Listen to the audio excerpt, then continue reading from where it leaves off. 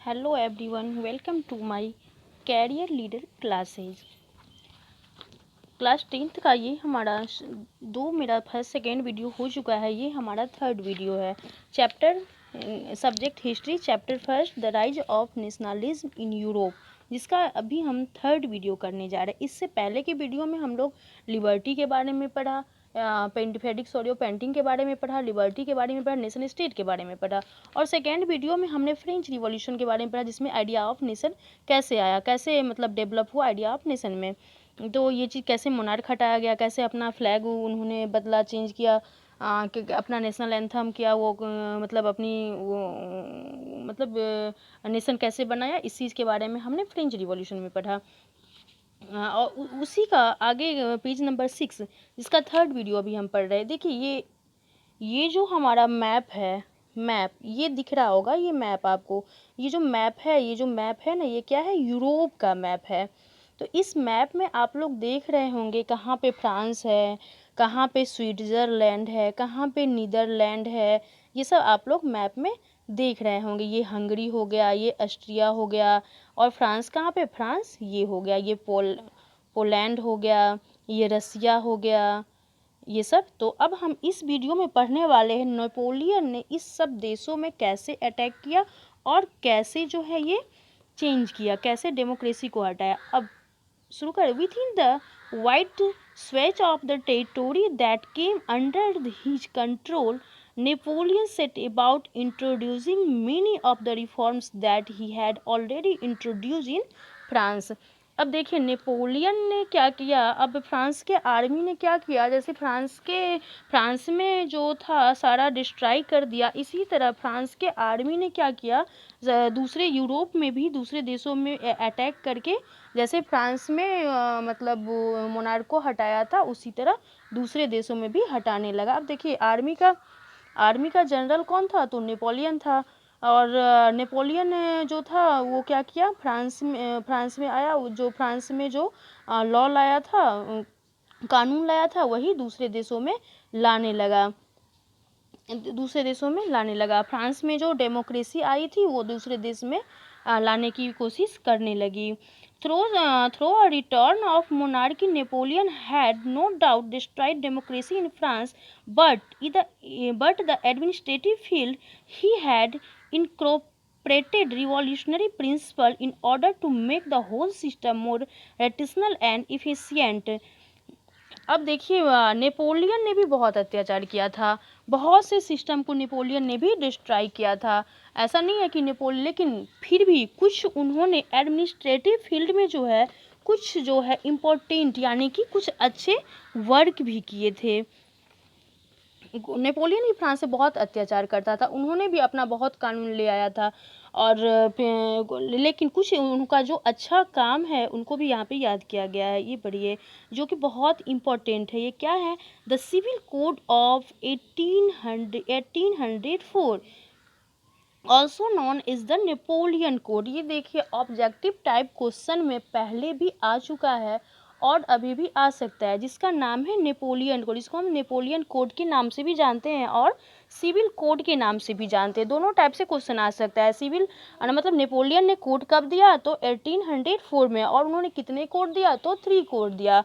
ये चीज़ आपको क्वेश्चन में आ सकता है ऑब्जेक्टिव टाइप में। अब देखिए इनका 3 कोड क्या था। did away with all privilege based on birth, established equality before the law and secret the right of property।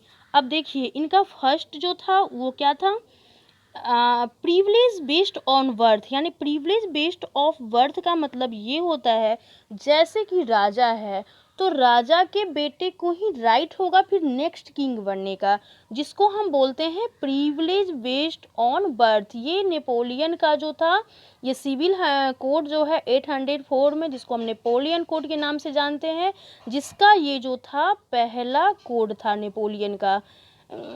दूसरा कोड था established equality before the law, equality before the law, ये उनका जो था ये दूसरा कोड था, यानी कि सभी के लिए मतलब इक्वल लॉ होगा, इक्वल कानून होगा। ये चीज़ उन्होंने दूसरा कोड लाया। और उनका जो ये थर्ड कोड था, and secured the right of property, और इस तीसरा कोड जो था, जो जिसका अपना प्रॉपर्टी होगा उसका अपना हक होगा, प्रॉपर्टी को जिसका अपना प्रॉपर्टी है उसका हक होगा, जो कि पहले नहीं था। जो मिडिल वर्ग के लोग, जो गरीब लोग थे, उस पर भी क्या करते थे, मोनार्की लोग कब्जा कर लेते थे, उनका अपना अधिकार नहीं होता था। तो ये चीज़, ये तीन जो नेपोलियन कोड था, जो नेपोलियन ने लाया था, जो एडमिनिस्ट्रेटिव फील्ड में जो ये काम किया, ये ही बहुत अच्छा काम किया था। This code was export on the regional under French control in the Dutch Republic, in Switzerland, in Italy and Germany. और ये जो थ्री कोड लाया था फ्रांस की कंट्रोल में, अंदर में जो ये कोड लाया था नेपोलियन ने, इन्होंने क्या किया, सारे देश में ये कोड को अप्लाई किया। किस, कहाँ पे, Dutch republic, Switzerland, Italy and Germany. Napoleon ने सिंप्लीफाइड किया इस कोड को। Administrative division abolished the feudal system, abolish the feudal system and freed peasant from serfdom and manorial dues। अब देखिए एवोलाइज क्या, किसको, क्या, फ्यूडल सिस्टम को। फ्यूडल सिस्टम के बारे में हम लोग पिछले मतलब पहले भी पढ़े हैं। फ्यूडल सिस्टम का मतलब होता है जिसके पास बहुत ज़मीन हो, तो जिसके अंदर क्या था, किसान को काम करना पड़ता था, किसान काम करते, इस चीज़ों को उन्होंने एवोलाइज किया, जिसको ख़त्म किया फ्रॉम सर्फडॉम एंड मेनोरियल ड्यूज से। और किससे वो क्या आज़ाद किया, जिसके अंदर में लोगों को काम करना, जैसे कि अब ये राजा हैं और उनको बहुत बहुत बड़े ज़मींदार हैं, उनके अंदर में क्या करते थे, पीजेंट लोग काम करते थे।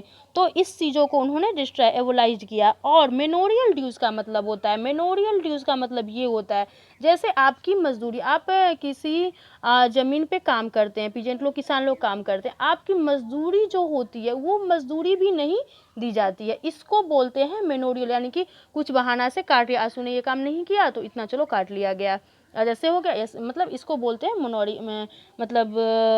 Manorial dues. तो इसको उन्होंने हटा दिया।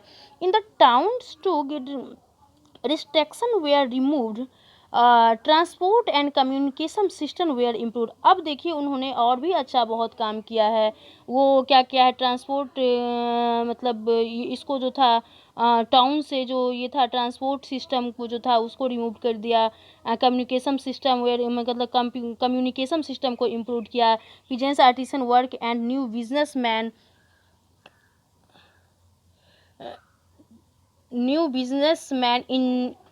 Businessman enjoyed a new form freedom. और ये जो थे पीजेंट जो थे, आर्टिस्ट थे, वर्कर थे, ये न्यू बिजनेसमैन थे, ये जो फिर न्यू जो आज़ादी मिली थी, जो नेपोलियन ने दिया था, वो लोग बहुत खुश थे इससे। Businessman and small scale produced of goods and particular began the realize the uniform laws, standardized weight and measure, and common national currency would facilitate the movement and exchange of good and capital from one region to another। अब देखिए ये जो मतलब ये जो थे, मतलब ये पीजेंट लोग जो थे, बिजनेसमैन जो थे, ये लोग तो बहुत खुश हुए इनके काम पे, लेकिन अब देखिए इन्होंने कुछ गलत भी किया था। तो ये जो था यूनिफॉर्म लॉ के बारे में हम लोगों ने पढ़ा था इससे पहले भी, जो इक्वल लॉ था, ये मतलब सबके लिए इक्वल लॉ आया। वेट एंड मेजर के बारे में भी हम लोग ने पढ़ा है पहले। वेट एंड मेजर का मतलब होता है माप तौल। जैसे कि अब एक ही देशों में दो तरह का माप तौल होता था, जैसे कहीं पे 500 ग्राम हो गया, कहीं पे उसको घटा के 400 ग्राम कर दिया गया, तो ऐसा नहीं था, सब जगह एक ही माप तौल था। नेशनल करेंसी, अब देखिए ये कॉमन नेशनल करेंसी, मतलब राष्ट्र का जो करेंसी था वो कॉमन था, जो सब जगह एक ही वैल्यू होगा, ये चीज़ लाया। पहले ये चीज़ नहीं था। अब देखिए जैसे हमारा इंडिया है, हमारे इंडिया में ही यदि अलग अलग करेंसी हो जाएगा, कहीं कोई मतलब कोई करेंसी, कभी कहीं कोई करेंसी, उसका वैल्यू दिया जाएगा, तो क्या होगा ना, बिजनेसमैन को व्यापार करने में बहुत परेशानी होगी। तो ये चीज़ पहले फ्रांस में था, इस चीज़ों को उन्होंने एक्सचेंज किया, उन्होंने हटा दिया। Movement the exchange goods and capital from the region another. और मतलब अब ये था बिजनेसमैन को था जो कहीं पे भी कोई सामान आसानी से बेच सकते हैं, कहीं पे ला जा सकते हैं, कोई टैक्सेस नहीं है, ये सब चीज़ें उन्होंने हटा दिया। How were in the areas concluded the reaction of the local population of French rule were mixed initial in many places such as Holland and Switzerland, as well in certain cities like Brussels,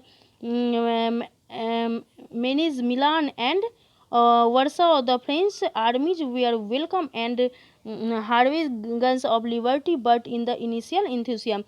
अब देखिए France के जो army थे, France के जो army थे, इनको क्या किया गया, बहुत मतलब जैसे ये सब जो देश था, जैसे मतलब बहुत जगह यहाँ पे इन लोगों को वेलकम किया गया। जैसे होलैंड में, जैसे कि यहाँ पे देखिए मतलब स्विट्ज़रलैंड, हॉलैंड, ब्रुसेल, इस सब में क्या किया गया, वेलकम किया गया। वेलकम क्यों किया गया, जिससे इन लोगों को, ये लोगों को मतलब ये लग रहा था कि ये लोग अब यहाँ भी लिबर्टी लाएंगे। जैसे फ्रांस में लाए थे, यूरोप में लाए थे, तो यहाँ पे भी लिबर्टी लाएंगे।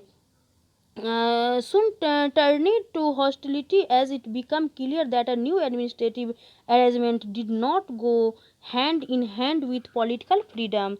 Increased taxation, censorship, forced conscription into the French armies required to the rest of Europe all seemed to outweigh the advantage of the administrative change. अब देखिए इन्होंने बिजनेसमैन और ये सब के लिए तो बहुत अच्छा काम किया, लेकिन अब यहाँ पे देखिए एक है सेंसरशिप। सेंसरशिप का मतलब क्या होता है, सेंसरशिप लॉ का मतलब क्या होता है, मतलब conscription in the force, conscription, conscription का फोर्स, कंस्क्रिप्शन का मतलब ये होता है जैसे देश के सभी नागरिकों को, जिसके जो भी लोग हैं उनको आर्मी बनना ही है, फोर्स में जाना ही है। आपका मन हो तो भी और नहीं मन हो तो भी, लेकिन उसमें आपको जाना ही है। ये चीज़ उन्होंने ऐसा ही, जो बहुत लोगों को ये चीज़ पसंद नहीं था, और उन्होंने एडमिनिस्ट्रेटिव चेंजेस लाया। Okay, thank you. यदि आप लोगों को हमारा वीडियो पसंद आया हो तो लाइक, सब्सक्राइब एंड अपने फ्रेंड के पास शेयर ज़रूर कीजिएगा। Okay, bye bye.